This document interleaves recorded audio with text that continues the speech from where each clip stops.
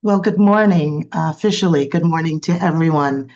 I see a lot of familiar faces, but for those who do not know me, my name is Lily. I'm VP of Communications here at the St. Croix Foundation. And every year it is a real honor on behalf of our board and our staff and our entire Kids Count team to welcome you and thank you for joining us for the release of the official 2025 Kids Count USVI data package. This year's data package includes our data dashboard and a comprehensive data book entitled When Data Speaks, the Voices of Our Children. Uh, can we have the next slide, please? Thank you, Jacqueline. First, we're going to do a little housekeeping, but while we're doing some housekeeping, I'm hoping that we can run a quick poll. Siobhan, I did try to set those up for you. They are all set. Wonderful. So you should see a poll pop up on your screen. Please go ahead and click all that apply. But in the meantime, our housekeeping is that this meeting is being recorded so that it will be available after the presentation. The PowerPoint presentation will also be available. Everyone who has joined and registered will receive all of the materials in this presentation after the call. During the call, we will, of course, be providing you with a link to the online data book and our dashboard. So stay tuned as we move through the meeting. And as we move through the meeting, we always welcome comments, ideas, epiphanies in the chat. We do ask you to hold your questions until the end, just so that as we're putting links in, we don't want to miss a question. So if you hold them, there will be a time at the end for us to go through all of your questions. Jacqueline, the next slide, please. And let's go through the agenda. So for our agenda today, we are going to move pretty quickly. We're going to start with Deanna talking about the foundation. She's going to give a brief overview on the Kids Count Initiative nationally and locally.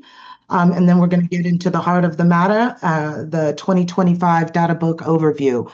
We're going to talk a bit about the actual content and theme of this year's book. We'll be highlighting a youth voice this year. And then Dr. Santiago is going to talk about some key indicators in the data book this year. We're going to move quickly into Opportunity Youth, where our sector liaison will talk about that particular population. She'll also talk about community bright spots. And then we will have Lori Blake discuss our Kids Count USVI data dashboard. I'm going to do a deep dive into the functionality and some of the features in that platform. And then we're going to close it out. Deanna and I are going to close it out with how we at the foundation and the Kids Count team are activating that data. Next slide, please. Thanks, Jacqueline. So for some quick introductions, I'm just going to call some names out. If you can just go off mic for a moment and say a quick good morning, we'll move through this quickly. Our team is an incredible group of people that represents all of our islands. This is our core Kids Count team. First, we have our principal investigator and data analysis. That's Dr. Saul Santiago. Good morning, everyone. Good morning. We also have Miss Lori Blake. She is our data researcher and designer. Good morning. Good morning. Miss Charmaine Hobson, where are you? She is our sector liaison, the link between our team and all of our data partners. Good morning. Welcome. Morning, Charmaine. Deanna James, good morning. Our president and CEO. Good morning. Miss Jacqueline Lawrence, the beat behind us here, keeping all of our pieces, moving pieces organized. Good morning. Also, Dr. Anna Wheatley Scarbrielle, Special Projects and Production Lead. Good morning. Hi, Anna. And today we also have a very special guest. We have Ms. Josari Rodriguez Sanchez, our youth voice, who is joining us. Hi, good morning. Good morning. Good morning. And with that, I would pass the mic off to Deanna. Deanna? Thank you so much, Lily. Want to first start out by extending a warm welcome to all of the folks that are here today. I know if your calendars are anything like mine, you probably had a million other places to be. So on behalf of our board and staff at the St. Croix Foundation, as well as our very talented Kids Count USVI team, thank you for taking time out of your busy schedules to join us today for this virtual convening. Over the past 5 years, I've begun every single release presentation the same way, first and foremost by extending the most sincere gratitude and love to our incomparable Kids Count team for the dedication and care they demonstrate every year to get us here. I am deeply humbled and inspired by your passion and your professionalism. Thank you for all you do. In fact, every single aspect of our Kids Count deliverables is enveloped in deep care. Everything from the data collection, the data compilation, the graphing, the publication and dashboard design, as well as the editing is all done in-house by our Kids Count team. We don't outsource one single bit of this work. And for that, I'm deeply proud and grateful.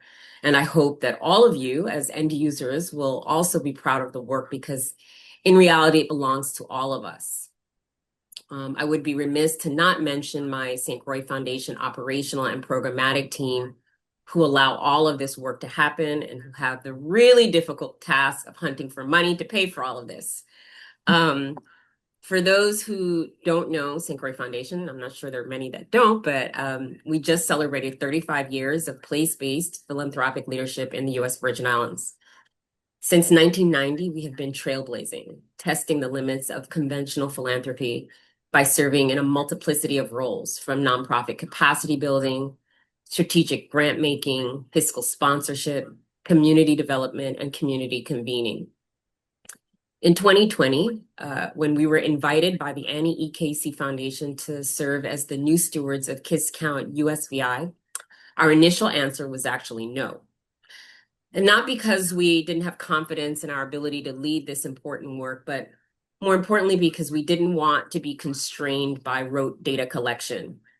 We knew that to do this work with fidelity, it would demand more than a data book publication, more than advocacy, and even more than policy.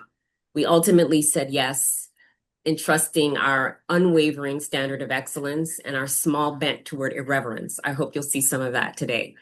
Launched by the Annie E. Casey Foundation in 1990, over the course of 30 years, Kids Count is today one of the most comprehensive national data repositories on children and family in many, if not most, state, city, and territorial governments across the nation.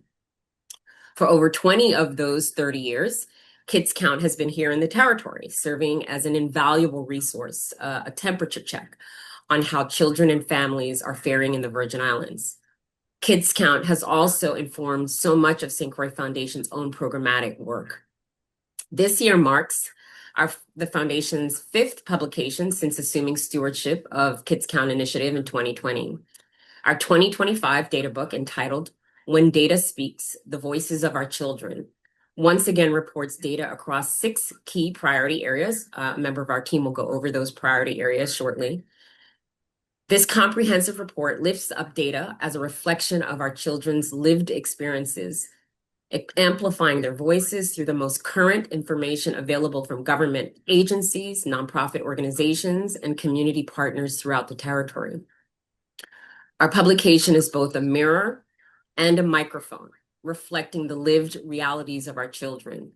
We hope it will serve as a powerful invitation to listen differently, not only to the numbers, but to the young people whose actual voices and stories we have included in the data book this year in order to bring the numbers to life. Complementing this year's data book is a free public Kids Count data dashboard, an interactive, user-friendly online platform that was first launched last year and has been significantly expanded to include additional key indicators and metrics in each Kids Count domain. Like everyone in our community over the past year, we have witnessed and navigated profound shifts in the social, economic, and political ecosystems within and around the territory. Changing federal funding landscapes and evolving policy priorities have created real challenges and crisis points for our public sector agencies, service providers, and families alike, as well as for those of us tasked with collecting and interpreting data.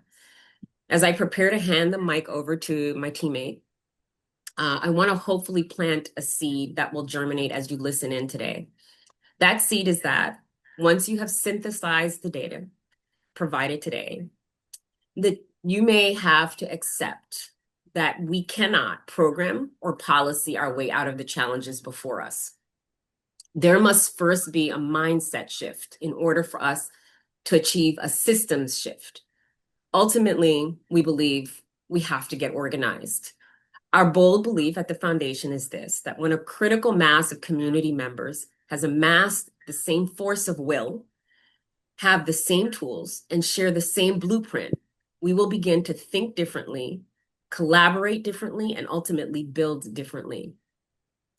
The path before us is unquestionably daunting, but we remain optimistic.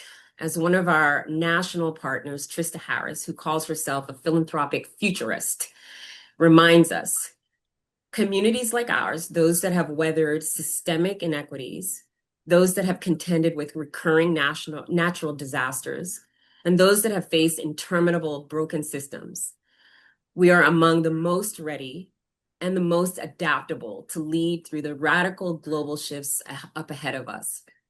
So as we present this data today, we hope you will walk away a little scared. There is scary data, maybe a little petrified, but ultimately resolute to use the data to act decisively, to act boldly, and to act collectively. Thank you once again for your time today, and I will hand off the mic to my amazing colleague and team member, Dr. Anna Wheatley-Scabriel. Wonderful. Thank you, Deanna. Good morning to all. Once again, I'm Anna Wheatley-Scabriel. I'm the Special Projects and Production Lead here for the Kids Count USVI team, and I'm honored to be introducing the 2025 Kids Count USVI Data Book titled When Data Speaks, the Voices of Our Children. This year marks St. Croix Foundation's 5th publication since assuming stewardship of the Kids Count initiative in 2020, and my 4th year of supporting the production of the data book. So I think I can speak for the team when I say that selecting the cover photo for the data book is probably the highlight of our year. It's the moment when everything seems to fall into focus, when those various puzzle pieces of hundreds of data points are kind of carefully and intentionally aligned with a visual representation of our underlying theme and focus. This year's photo captures students learning to communicate through djembe drums during an interactive field trip with Dr. Chenzira Davis Kahina. I haven't looked through to see if she's on because she doesn't know that she's on. So that's exciting. It's kind of like when the phone books used to come out and you'd see if you had made it or you knew someone who was on there. Rooted in West African traditions of storytelling, this photo was taken at Caribbean Museum Center for the Arts Bambula Journeys exhibition. The djembe drum is rooted in traditions of storytelling, gathering, and shared meaning making, and it evokes the collective rhythms that shape how communities communicate, learn, and connect. This year's data book continues our annual reporting of data across 6 key domains. These include 4 domains aligned with the Annie E. Casey Foundation's National Kids Count Initiative: education, economic well-being, family and community, and health, as well as 2 additional domains of crucial importance to St. Croix Foundation: Opportunity Youth, which is our possibility-oriented way of lifting up our young people ages 16 to 24 who are disconnected from school and work, and finally, Community Bright Spots, which highlights positive efforts by local organizations. This comprehensive, data-driven report lifts up data as a reflection of our children's lived experiences, amplifying their voices through the most current information available from government agencies, nonprofit organizations, and community partners throughout the territory. Notably, this 2025 edition also features direct reflections and messages from young people across the Virgin Islands sharing their truths in their own words. These thoughtful and brave youth are highlighted here on the slide and in the data book as reminders that behind the numbers there are human faces, everyday realities, and powerful stories. In addition to the youth photos that you see here, we also have 3 youth contributors from Chant Conservation Corps who are featured in an upcoming slide with the Opportunity Youth Group photo. These young men are Paul Albuja, Isaiah Bradley, and Alexander St. Rose. And now, embodying St. Croix Foundation's ongoing commitment to amplify youth voices, I will pass the mic, or should I say the conch shell, to one of our featured youth contributors, Josairi Rodriguez Sanchez, whose essay is featured within the Economic Wellbeing section of the data book. We are thrilled that she's able to join us live and direct from school, so to share her reflections on the impact of economic factors in the lives of young people. Thank you for being here, Josairi, and I'll turn it over to you. Good morning, and thank you for that introduction. As Anna said, my name is Josairi Rodriguez Sanchez. I'm a sophomore at Gifford School on St. John. Before I share my thoughts, I just want to say thank you for having me and including the student voices in your work this year. When the topic of economic well-being in Virgin Islands is brought up, we are really referring to how families, kids can live and grow and plan for their futures. Money doesn't solve everything, but it definitely plays a big role in what opportunities kids have. In May 2022, US Bureau of Labor Statistics reported that the average yearly wage in the US was $29.76, but in the Virgin Islands it was only $23.01. That $6.75 may not sound like a huge difference at first, but it adds up. It's one of the main reasons why so many young people decide to leave the island. They want jobs that can pay enough to cover the increasing cost of living and still let them stay up for their goals. I think decision makers can help by creating job opportunities with better pays. Some examples could be by giving young people training in fields like nursing, teaching, tourism, jobs that will always be needed here. If wages go up to match the cost of living, people won't feel like they have to move away just to simply supply their basic needs. It would also help if more businesses offered internships and mentorships so teens could see potential paths for their future while still in school. Poverty also plays a role in economic well-being. About 1 in 3 kids in the territories live in poverty. I've seen how money affects kids my age. Some can't afford private schooling or after-school activities. That means they miss out on chances to learn and explore their interests. One of my close friends was finishing middle school right before hurricanes hit. Then the pandemic came right after. She was already struggling in school, and private schooling could have helped her get more one on one support, but her family couldn't afford that. Because of that, she fell behind even more. When she started high school, she failed a lot of her classes. So watching her go through that made me realize how much money or the lack of it can change a kid's whole education. The point is, kids shouldn't have to depend on luck or favors to have the same opportunities. If leaders focus on raising wages and giving families more support, then kids can live up to their potential and believe they have a future here at home. We should be able to stay, work, and build our lives in the Virgin Islands and not feel forced to leave because of our economy. Thank you to everybody. And now I will turn this over to Dr. Santiago to go over the Kids Count USVI data book. Thank you, Yosaidi, and good morning, everyone. I should have Yosaidi just do the data piece as well, right? She did such a wonderful job laying out some of the data for us. Um, the link to the 2025 USVI data book is on the screen, and I will request for someone to drop it in the chat as well. So you can now start to open it, click on it, open it up, and start to look at it. We will also at this time put up another poll. I think we have another poll that we're gonna be Yes, asking some and questions. we're actually gonna ask poll one again because we have a lot of people who joined. So we're gonna do 2 questions. I'm gonna launch it right now.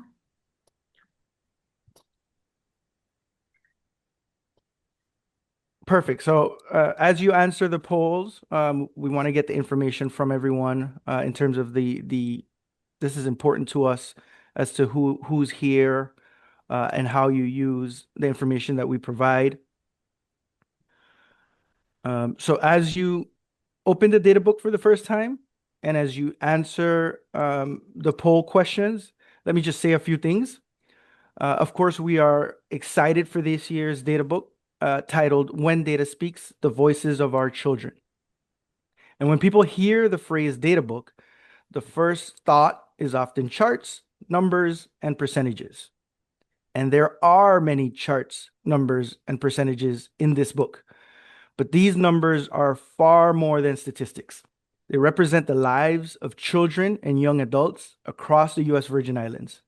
Each figure reflects real experiences. These are students working hard on homework, young people dreaming about college or career, or children simply hoping for a safe place to play. Every percentage is a story, every chart is a voice, and together they paint a picture of the challenges and opportunities facing the next generation. So I'll allow a little bit of time to finish the second poll question and this one is very important, how you intend to use the information on the data book and the dashboard, which we will talk about shortly. We want to make sure that we're being responsive to your needs and how you use the data book. That helps us frame future data books. And when we're ready, we can move on to the next slide.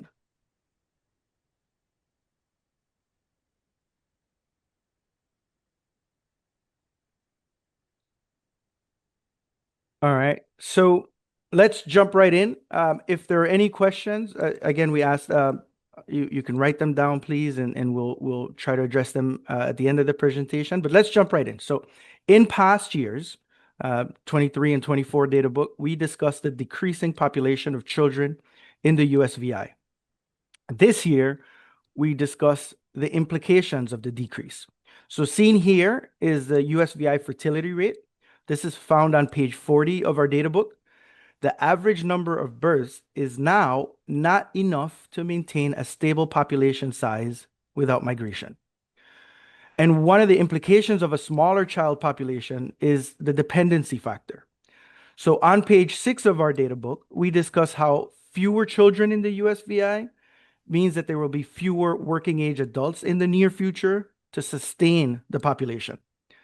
As the child population shrinks and the older adult population grows, a smaller workforce will have to support a larger share of the community over time.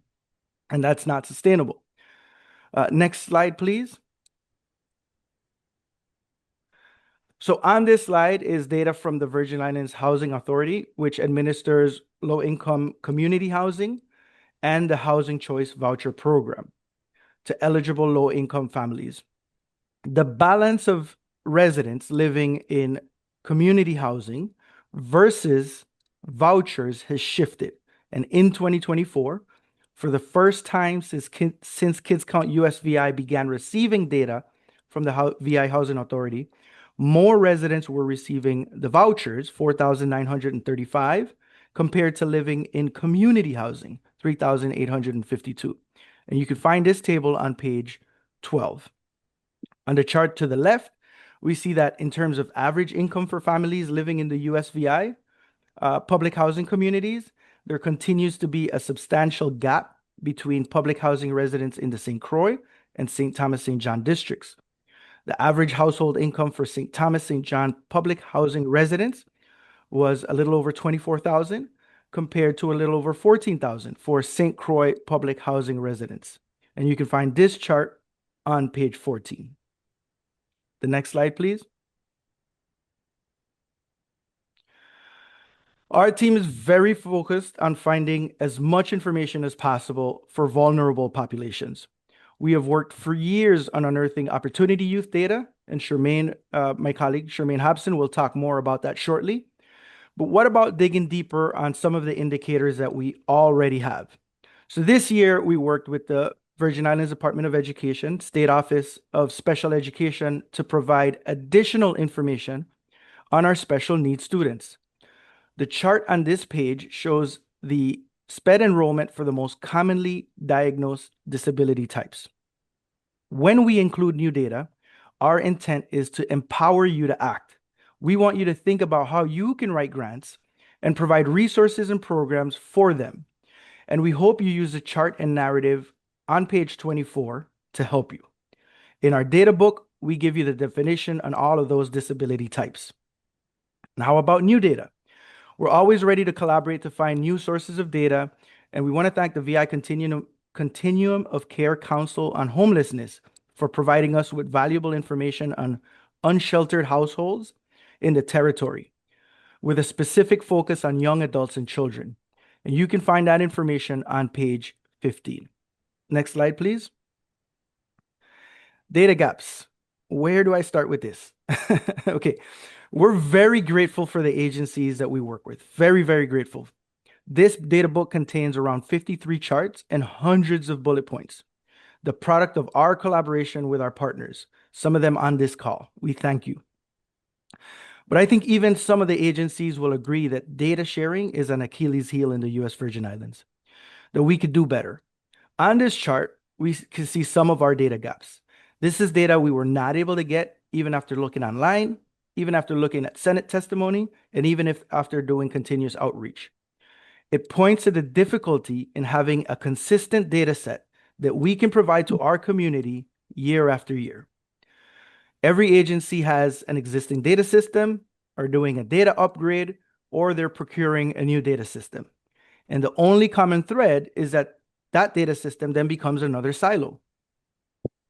And as every agency tries to work with other agencies and partners, we start to see the missing link, all these silos of data systems. We have published our data dashboard. We're going to talk about it in shortly. It's free. There's no login. You can print everything. You can have everything. We would invite all agencies to share in the spirit of breaking up data silos, to embrace publicly available and accessible data. It helps us in having a common understanding of the scale of the problem, in speaking the same language, and in understanding where these data gaps are. Next slide, please. Even as data in the USVI remains difficult to acquire, we stay focused on gathering information so we can answer the question that has driven our work for the past 5 years. Where are our children and how are they doing? We want to praise them when they work hard and succeed.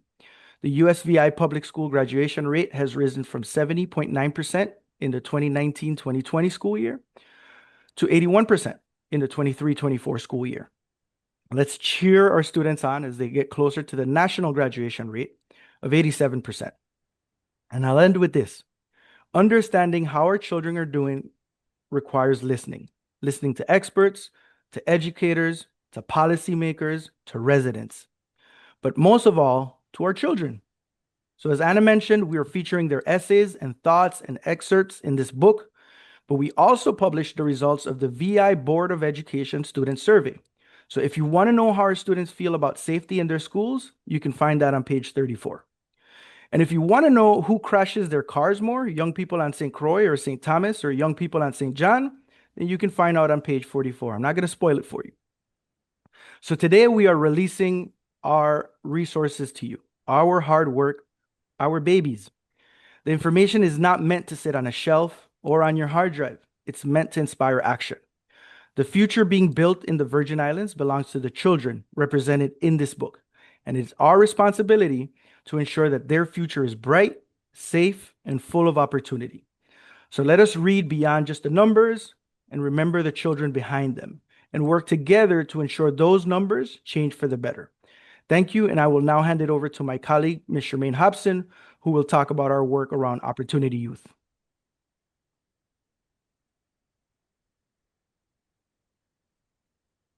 Good morning. So there's an African proverb that says, listen to the beat of our small drum, for they will be the heartbeat of tomorrow.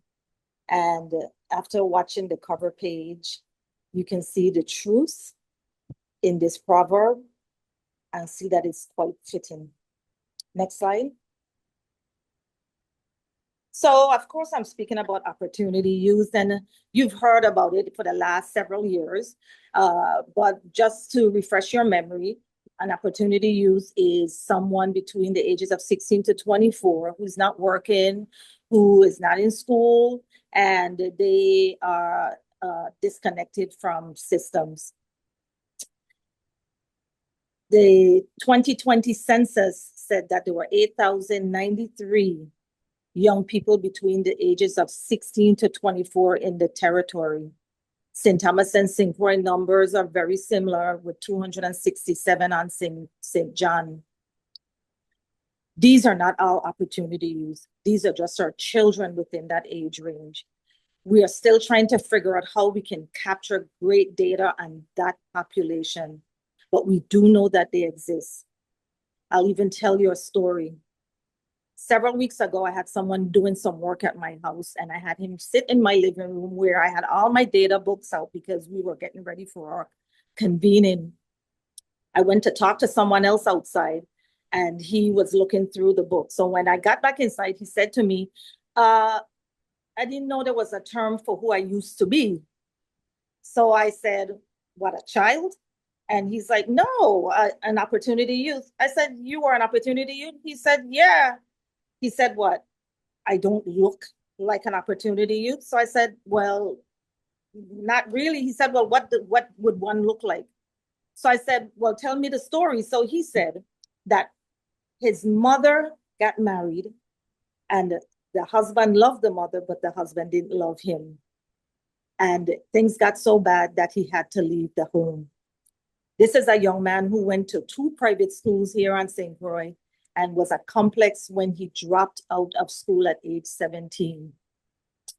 He dropped out. He was living in different friends' homes. At one point, he was even living in a tent. He said, I didn't even know that there were like programs like this that existed. I just know that I had to take care of me. And he said, just like dog must eat, I had to eat. So I did things that I'm not proud of. He said, I'm so happy that I'm on this side of the dirt today because a lot of my friends who are opportunity youth just like me didn't make it.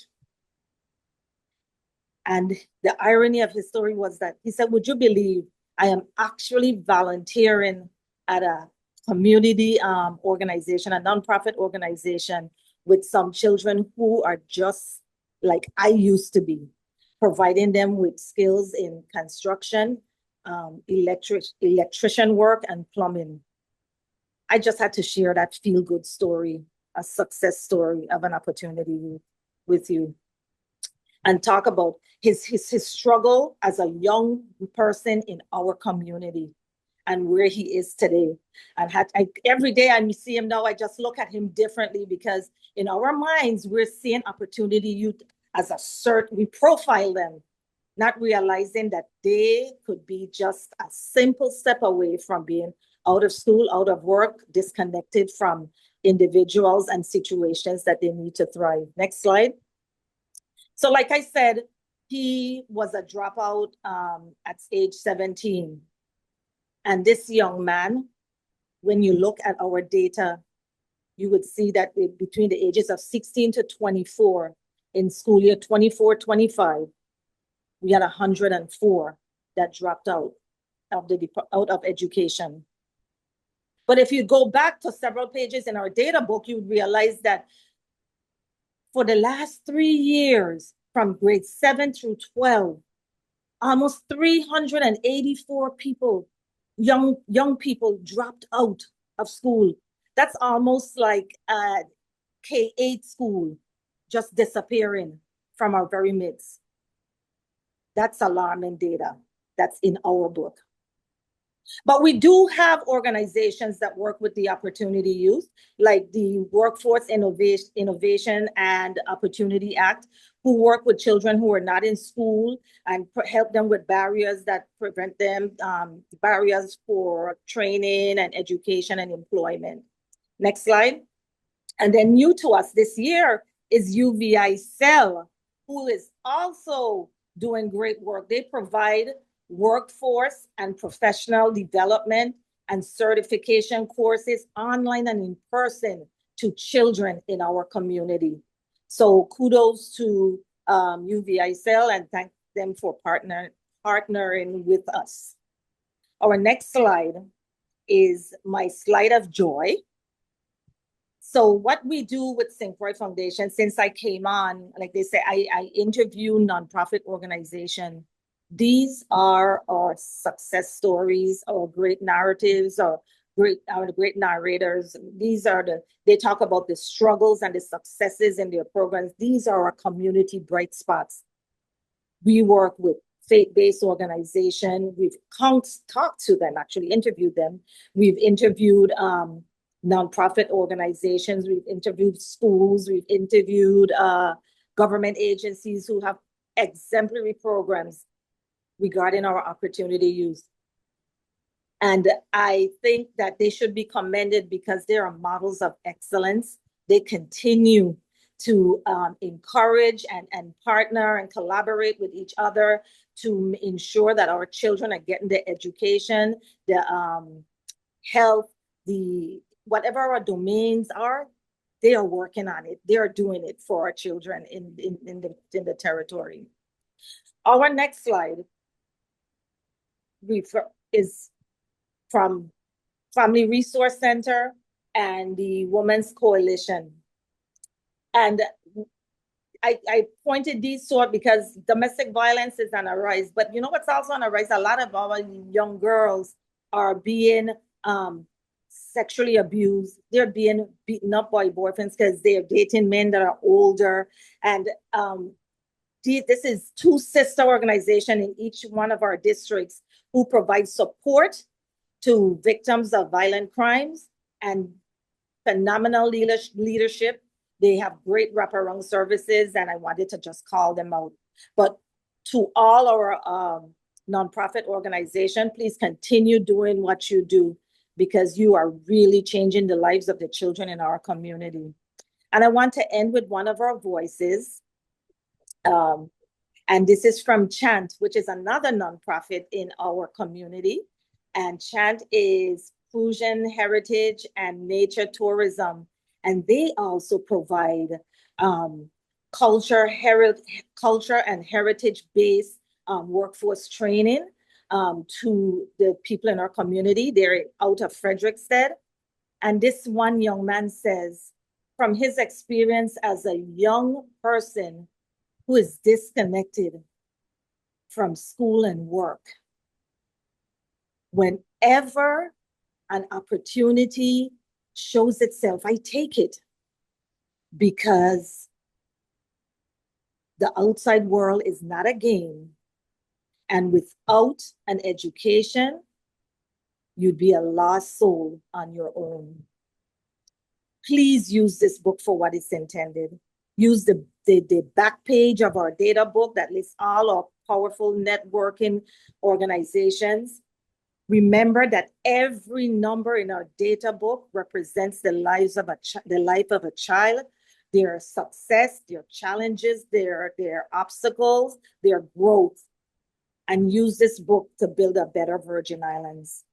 I'm going to pass it on to Lori, who is going to talk about another way we should use our data with our phenomenal dashboard. Lori? Yes, good morning and thank you.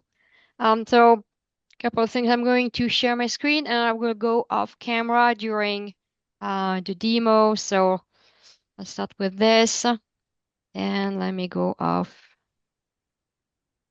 camera if I can.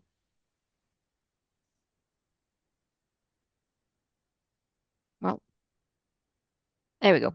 Saving bandwidth. Okay, so everybody can see my screen.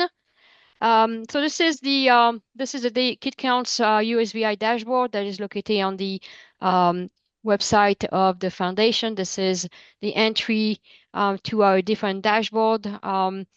The dashboard are being built with Tableau. They are hosted on Tableau Public, but we created a portal to allow access easy from one address. So we're going to start here.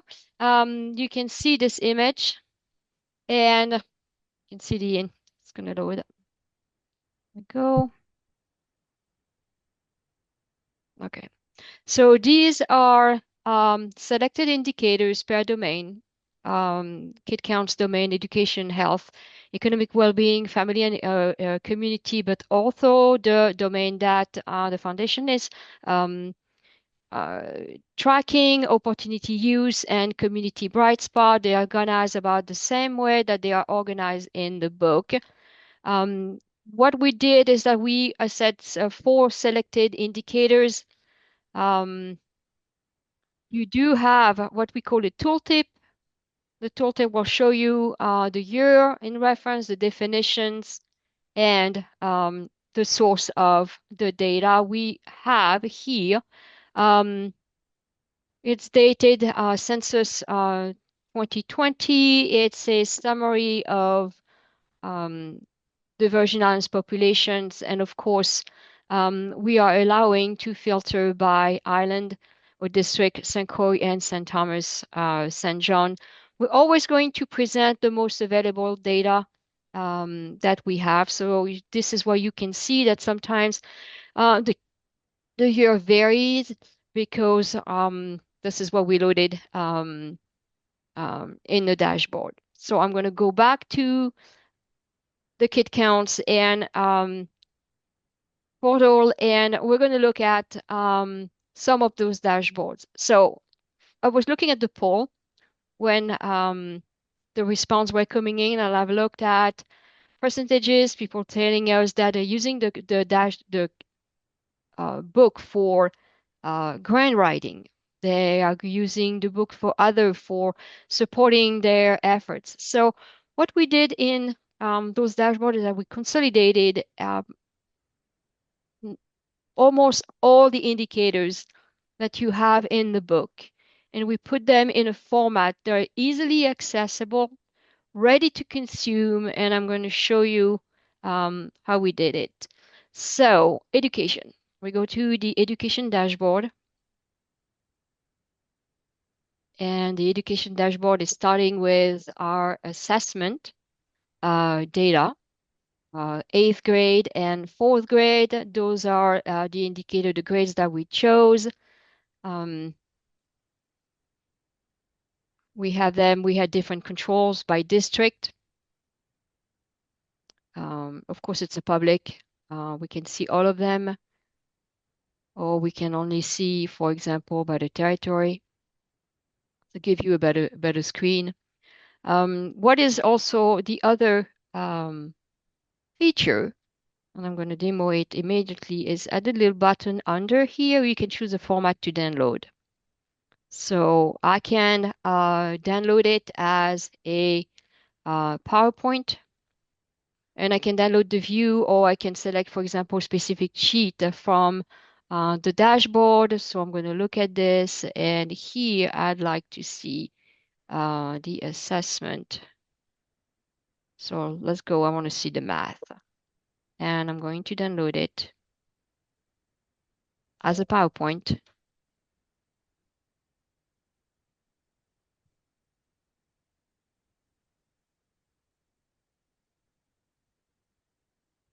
And this is how it looks. And you can have access to the chart and embed it however you see fit in your presentation or your reports.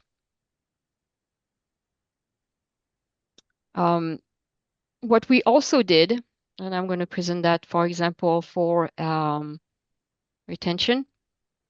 So retention is broken down by grade, presented 9, 10th, and 11th grade. We also inserted a table in the back, and that table is summarizing a lot of the information. We also have a filter by year. So if you're only interested in, let's say, 2020 and not in the year in between, because you want to compare 2020, 21 to 2024, 25, then you will apply it, and then you only have what you need. And again, you can use exactly the same. Choose the format to download. You can look at the PDF. You can download it as a PDF. You have the table as a PowerPoint. So you can use it freely in your presentation. We also have a filter for the district and also for the territory. So if you're only interested in the territory, we just select the territory and you only have the views for the territory. You don't have to have the breakdown um, by island. Let me go back to this one. The other dashboard that is interesting is the health dashboard. And in the health dashboard, I changed the format. We changed the format to consolidate a lot of the indicators on one page. And also by year and for the territory or by district. We included this year Federally Qualified Health Center, one located in St. Thomas, one located in St. Croix. And what is represented here in St. John, St. Thomas, St. John is represent the number of children served, 2,277. That's the tooltip. The rate or the percentage. What is the percentage of the children? What this proportion of the population represent of the number of patients served? So they serve about 30%, 34%. In St. Croix, it's about 25%, a quarter. We created a proportion between um, the two island, child maltreatment, live birth. So we consolidated a lot of those indicators on this dashboard. And the last one that I want to demonstrate is family and community. And we're moving a little bit away to just presenting just data. Here, what I'm trying to look at is thinking if I was looking at children, for example, in housing, sorry, let's just do this. In housing community, then I would have the number. I'm going too fast. I would have the number of children, have the proportion. This is what we did, the percentages. And I would look at the gap in income, average income between the two islands. I can do that exactly the same for this. And really, by looking at this, I may think about food insecurity or what type of housing, what type of household the children are living.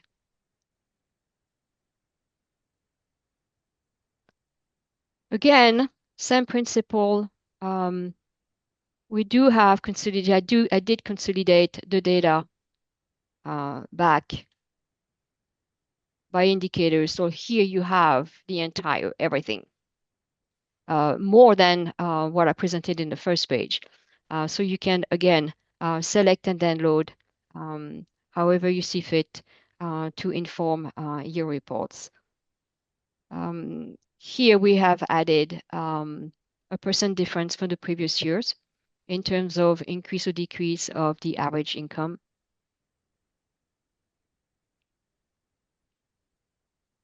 Go back to, sorry.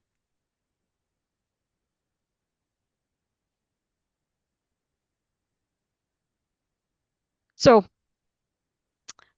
we do have data on community bright spot. We do have data on opportunity youth. Here we talked earlier about Women's Coalition, number of server of children served. We have a proportion, so we can see this is by age year, by age group. This is by gender. So the number and then the percentages. So most of the indicators that we are finding into the data book are found on the dashboard. Will you tell me why repeat, why the same? Well, first of all, because we can add more in terms of analysis and analytics. And second, if you choose the dashboard, you have a visual that is already ready. You don't have to take a screenshot or from the data book or from the online data book. You have it right here, and it's maybe easier, probably easier to consume. We can add here. We can add a lot more information that we do not necessarily have in the data book. So it's a complement to those two products are complementary of each other. We are hoping that you will use those dashboards. They will help you in your grant writing. Um, and then there will be, I think I'm going to pass it to stop sharing and I'm going to pass it to Siobhan. I think she has a poll for you. Thank you. Yes, thank you so much, Lori. We have one more poll in regards to what other information would you like to see in these data products?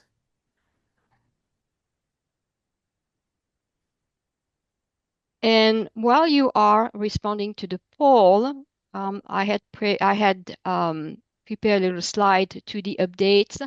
What I have updated to show the percentage of to show the proficient advance rate for the 4th and 8th grade. We added a new calculation, which is a district gap comparison. In family or community, I demoed it. We consolidated the indicators. We added an age group graphic for public housing and vouchers with a Tableau tooltip.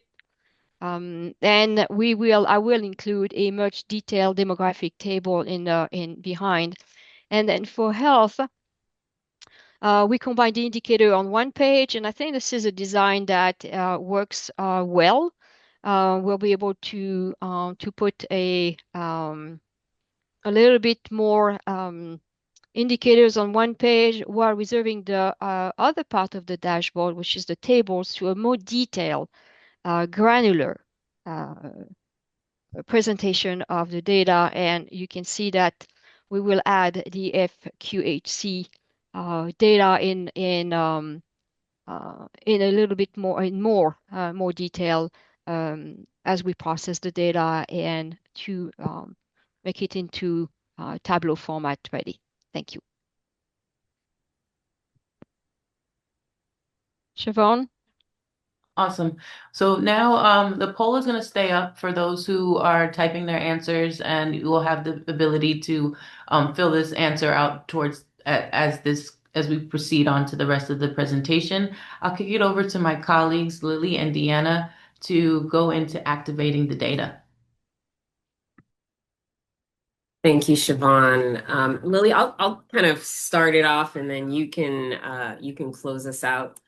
I just want to say I'm just so deeply proud. I'm trying not to be petty, but like I remember someone saying recently that they don't know what St. Croix Foundation is doing since we stopped painting buildings, and I hope that everybody here recognizes how much effort it has taken for us to build this team, to deliver the quality of data and resources that we think are invaluable to so many sectors of our community.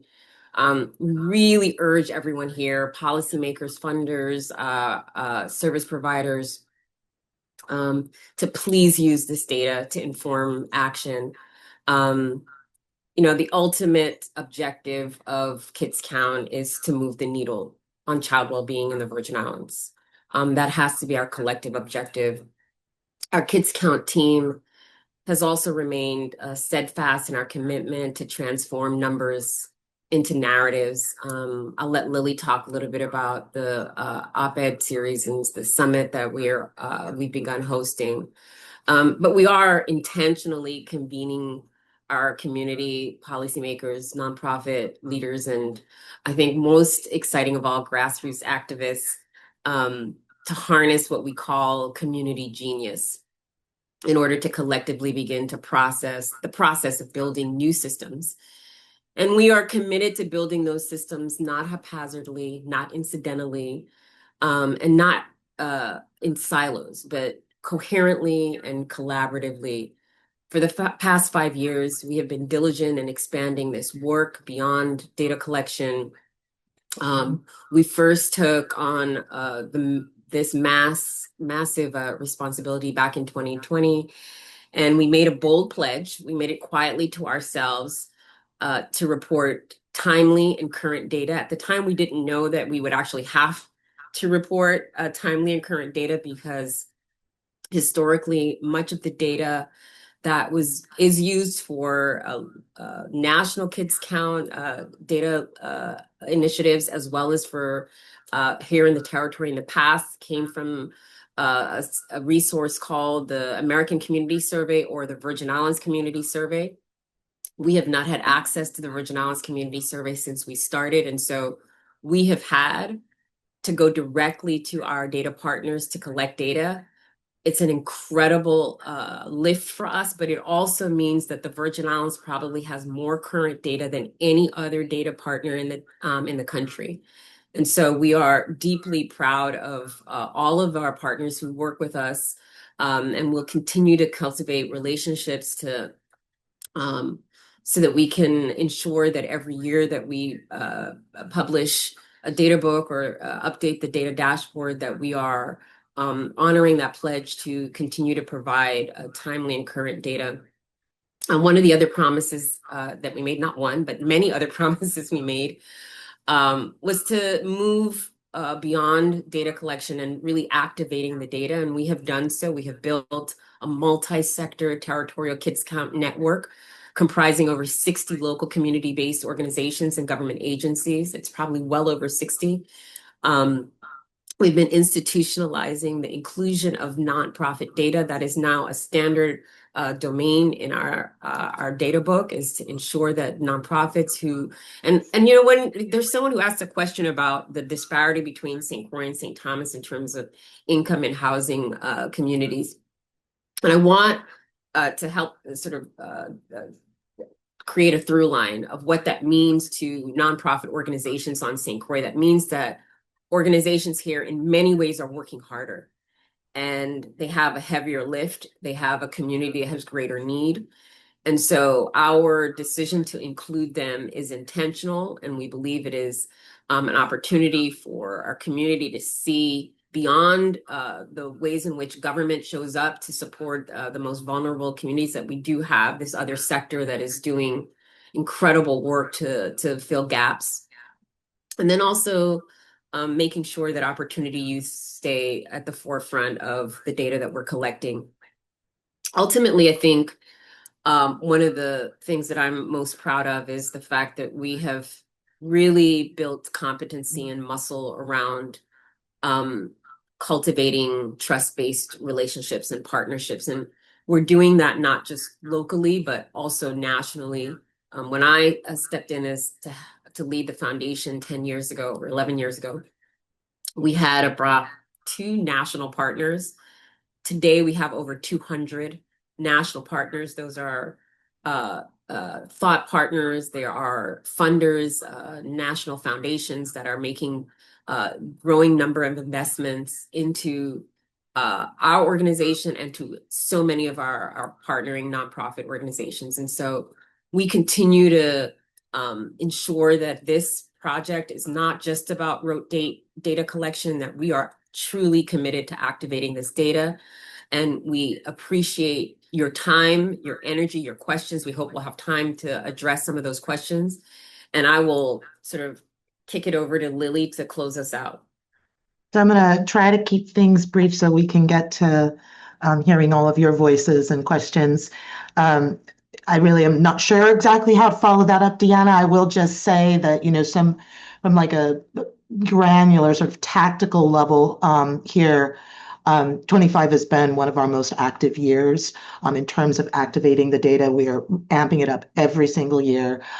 This year, we've published a op-ed series in The Source examining the epidemic of youth violence and mental health. We've been doing road shows with media outlets that are actually taking up their role in amplifying the data and putting our children at the center of discussions. And so a shout out to those media. constantly working with the policymakers and our frontline, data partners. We just really want to say thank you because that work is ongoing. It's not just a single day, a single meeting. It's a continual relationship. So actually, before I touch briefly, very briefly on the summit and close this out, kind of do both at the same time. Jacqueline, can you go to the next slide real fast? Because, um, in the spirit of Sankofa, right? I like to look back for a minute and really, think about where we've been, to give you a sense of, where we're at today. This slide, we open every, annual Kids Count meeting with this slide adding on each year. Each data book actually tells another chapter, right, in our children's story and in our community story, right? Our children are not just existing in a silo, right? They are part of the community ecosystem. So just looking back, right, in 2020, that first publication, and we set the stage, right? And that cover was very, very intentionally selected to really sort of set the stage for how we wanted to approach Kids Count, that we would be serving in a fundamental role as a civic hub, right? Not just reporting data, as Deanna said, but nurturing, right, this collective culture of responsibility, right?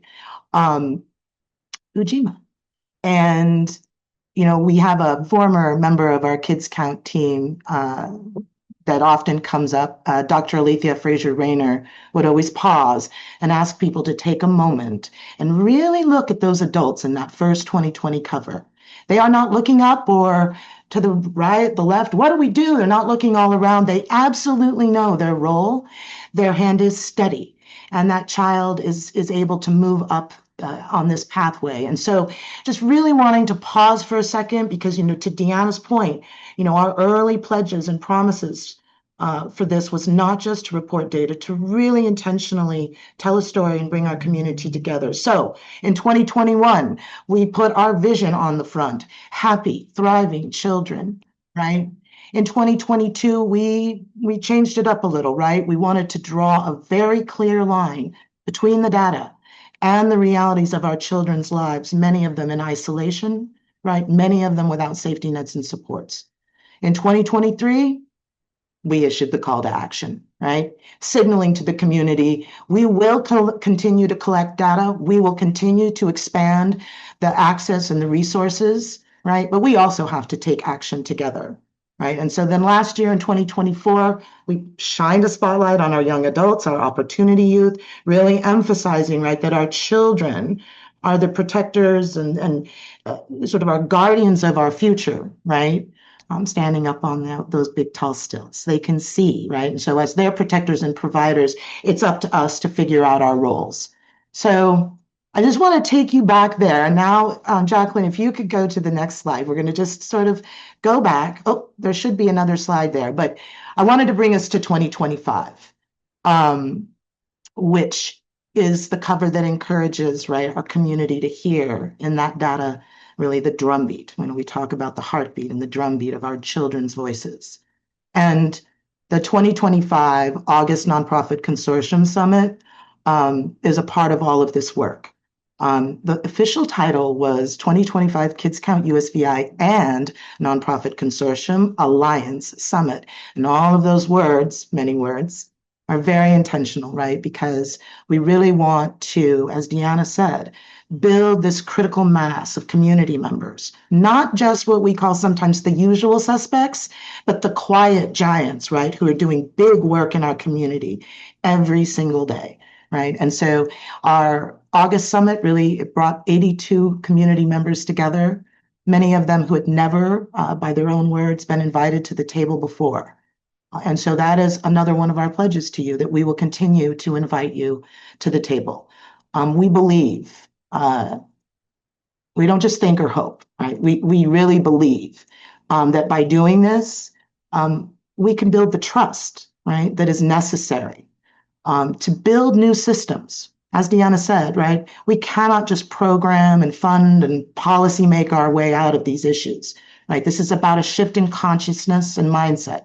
And so that's what we saw at the summit, right? After 3 days together with an international change agent, really teaching and honing in on the skills and how systems work, right? We ended up with new initiatives, right? We ended up with new movements, right? More than programs, we ended up with movements. Um, we have a movement that was spearheaded by St. Croix Central High School that is going on right now that came out of that summit. We have another movement through Rise VI that is just blooming through that summit, really thinking about unity and love, right? Love at the core of all that we do. And so we're here at the closing out screen. So let me close this out. I will just say that, the foundation and this incredible Kids Count team, um, and so many of the partners that we work with every single day, we're going to continue to honor our early pledge, to arm you with the most current data, to be transparent, to include every sector of our community, and to really activate the data. As Deanna said, we want to see the next year, right? Our next book, we want it to tell a different story, a story of improvement and progress, right? So we are truly looking forward to 2026, continuing to work with all of you and our children.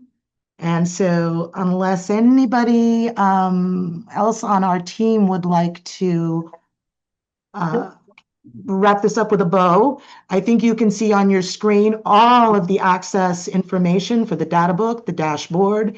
And if all of that is just a little bit inaccessible, you can just pick up the phone, call 340-773-9898, and we will make sure that you get the materials.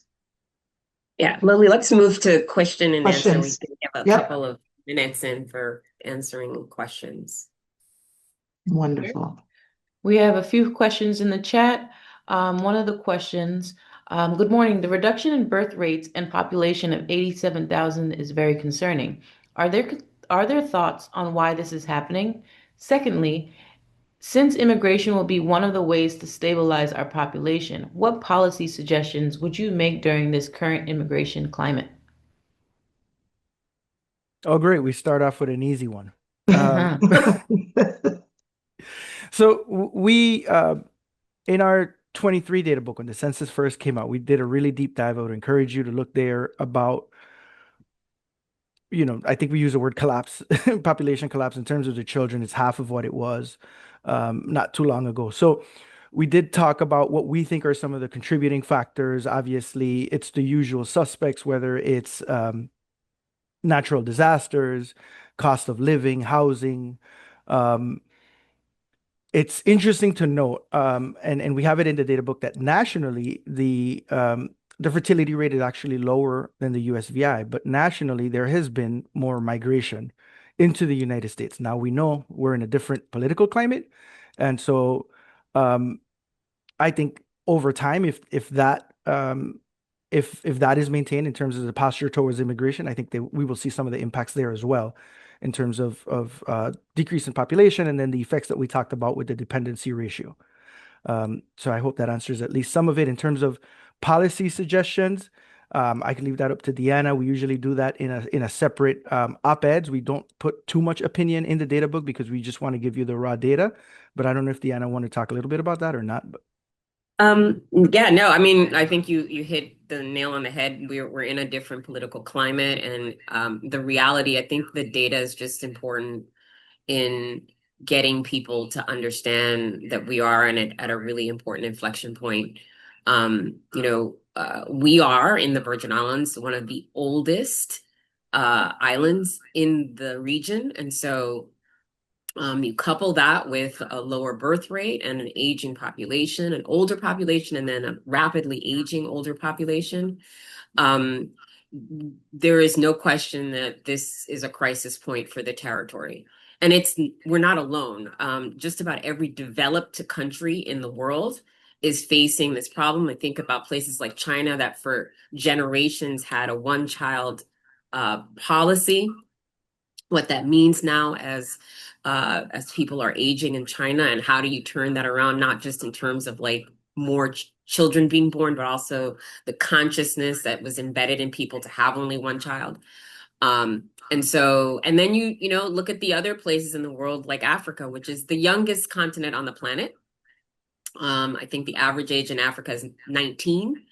And so you think about the trajectory of a country, a continent that has the opportunity to build a workforce, and you know sort of have to make some strategic decisions and calculations about what the future looks like for us here in the Virgin Islands. And I think those are some of the conversations we hope that our policymakers, and not just our policymakers, but all of our community stakeholders will come together to really build some will and courage around how to face those challenges. Thank you. Another question in the chat was, in terms of youth crime rates, does YRC through Human Service publish any of the numbers of the YRC population, or does the Department of Justice or the Office of Territorial Public Defenders share the numbers of their cases? So the Department of Human Services does share the data on YRC. We actually have it in our data book this year, so that would be on page 50. We have not just the number of young people at YRC, but we have information on them. How many came from low-income families? How many reported using alcohol and drugs? So we were able to kind of dig deeply. They published that through Senate testimony as well. And so we've gathered some of that data here. We also have, in addition to YRC, the number of residents at Anna's Hope Group Home, Queen Louise Home. And so we hope that that data is useful as you plan programs. We do have it. In terms of what we would like is more additional data from VIPD and Department of Justice on the types of crimes. We'd love to know where, we have this vision of mapping it out, to assist with agencies thinking about planning programs where they should be placed. And so we would like more data on youth incidents. We target children and opportunity youth, the young adults. That's the kind of data that we're really interested in. And so we'll continue to pursue that. And any data that we're able to get to that respect, we will make it available to you. Thank you, Dr. Santiago. Is the data book available in other languages? Is it available for those who are with hearing or visual impairments at this time? We're a small team. I think one of the goals is to publish it in Spanish. I know that was one of the goals that we had for this year. We're gonna look at some tools, Deanna, in terms of what we can use to help us to translate it. And obviously, if you just use like an AI tool, it's imperfect, so you still need to go in and do the editing. But I'm going to say, from my point of view, we're going to be committed to at least pushing it out in Spanish as well. I can maybe, I hadn't thought about the other piece with the visually impaired. I know within our team, we do take that into consideration, making sure the charts and the contrast and things are important. But maybe, there we could do maybe, anyone who's on the call who would be interested in helping us in that. I think we would be open to that as well. And I don't know if Deanna has anything to add to that. Nope, I have nothing. Oh, I was just going to add that there are some, very basic accessibility features in the digital book, and the PDF. There are accessibility features on, not the one that is necessarily downloaded from digital, but they can be accessed through the foundation. Awesome. We'd like to open up the floor. Those who have a question, if you'd like to take your mic off mute and ask the team directly, we're happy to receive those questions, as we have about 10 minutes left on this call. We appreciate all of your time and energy in learning more about our Kids Count data products.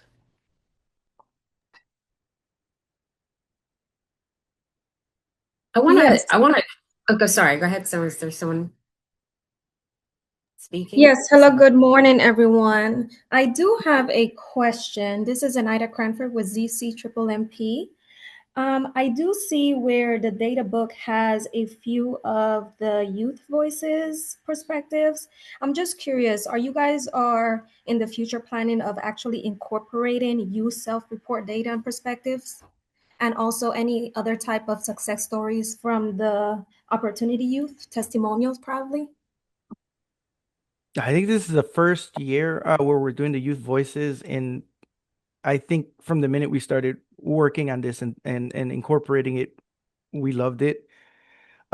We hope you loved it too, as and it sounds like, this is a positive response to incorporating more youth voices. So thank you to Gift Hill for allowing Yosari to present this morning.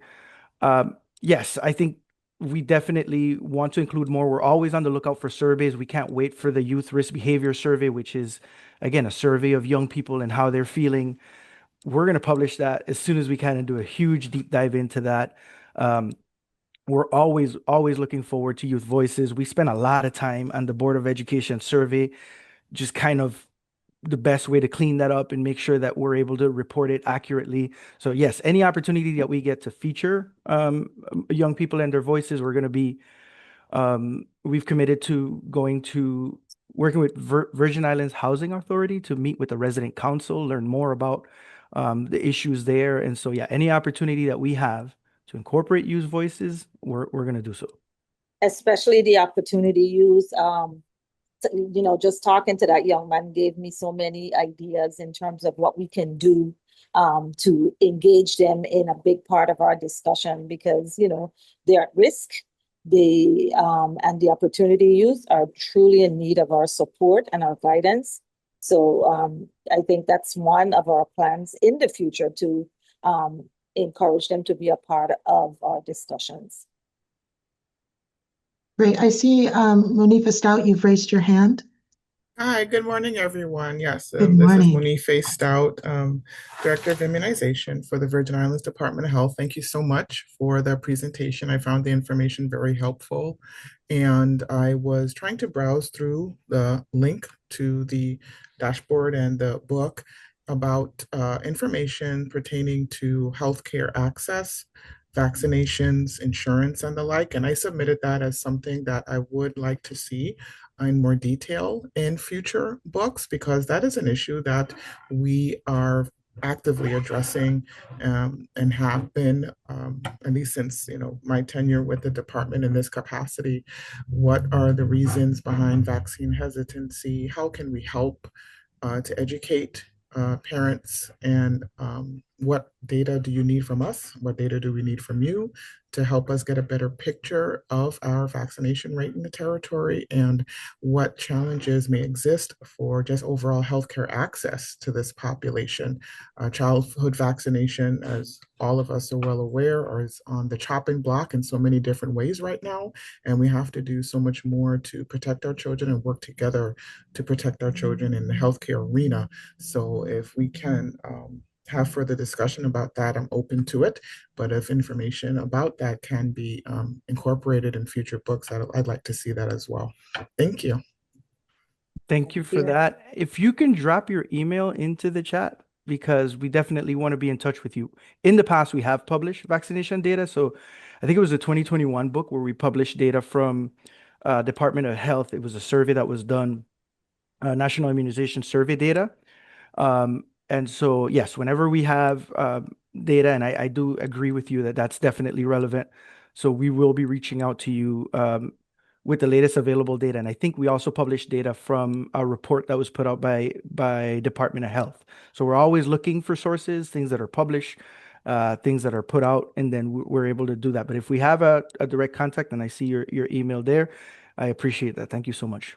Thank you. And we are working with our providers to improve vaccination reporting across the board, whether or not they're a part of our Vaccine for Children program. That's something that we're also actively addressing, because we're finding that interoperability and communication with data systems and electronic healthcare systems can be a challenge. So we're working toward rectifying that, and we've made some success. So we've had some success with that. So we're looking forward to further improvement in that as well. Thank you. I have I've received another question. Want to make sure I get it in. The increase in the graduation rate and student proficiency rate seems like it could be misaligned. Is that possible? Is this so? Yeah, so that is an interesting point. Now, the U.S. VI Department of Education does not require the assessments that are done up to the 11th grade. And those are not used for graduation decisions. The graduation decisions are based, of course, of completing a set of coursework requirements um, in the time required. So we have pointed out in the past the proficiency rate. We do so again in this book. There were some encouraging increases this year, so that's in the data book as well. But yeah, they are not aligned, but that's because they're not intended to be aligned in the way that the Virgin Islands Department of Ed uses that data in terms of its tests up to 11th grade. So I don't know if that was helpful, but I understand the question. I get it. But Yeah. the way the assessments are intended are not used for graduation. Thanks. I see another question. I see data on youth population in public housing, but I don't see data on youth population overall by territory and by island. Is that provided somewhere? I'm looking for overall number of people in different age groups. I don't know if this is a census VIX issue or Saul, if you. Yes, so I think Anna already kind of responded to that, but in addition to what Anna posted in the chat about, we do have data book for our overall population. In our 2023 book, we did a lot of pages on the census, and really, I encourage you to look at that. We have some custom graphs that you won't find anywhere else um, that really break down the population pyramids, for example, and looking at how many children we have by district. Um, and under 5 years old, between 5 and 17. So we really did a deep dive on that. If not, please reach out to us if there's any additional information that even after looking through that data source, or if you would just like for us to provide it to you in a separate way, we can do that as well. Thank you. There are a couple more questions I'm going to ask that we have from the chat, but I do want to make a note that if there's any new information, any data that you are receiving in your respective fields, we are welcome to receiving that data. Our data dashboard is one that is constantly updated. So this is not just a one-time document. The publication is a one-time document, but the actual dashboard is one intended to be used year over year, day over day, as information is updated. So if you have any information, please do share it with us. Another question that was in the chat is, have you been able to connect with student government organizations in schools that could add to the student voice of impacts and source solutions from these young leaders? Yeah, I think that goes in hand with the earlier question about incorporating more youth voices. Based on the reaction today and the questions, I think that was a good move and something that we want to lean into more. And so, yes, absolutely. As we incorporate more youth voices, I think we have a good relationship with the Department of Education where those type of meetings can happen. Have you analyzed how many of the persons in St. Thomas, St. John district work in retail and hospitality, and how this work, which can be more transient, affects youth stability and many of the difficulties that are highlighted in the data book? That's an interesting question. We do have in the economic well-being, we do have the positions with the where more people are employed. Because our focus is usually on young children, we don't expand on that, but there is a lot of data available on employment, and that is a correlation that we had not made, but it is an interesting something interesting to think about. Although I think average income in St. Thomas is still a bit higher, even with that. So it is an interesting thought. In the data book, we have some data on economic well-being, but obviously, since our focus is on child, what we are looking for and requesting from the Department of Labor, and it was in the data gaps slide that I did earlier, was more data on youth employment. How many of our youth are employed? What are they doing? That's something that we continue to press for. Okay. If there's any more questions, please feel free to ask them now as we are getting ready to close, as we are reaching the 11:30 timestamp.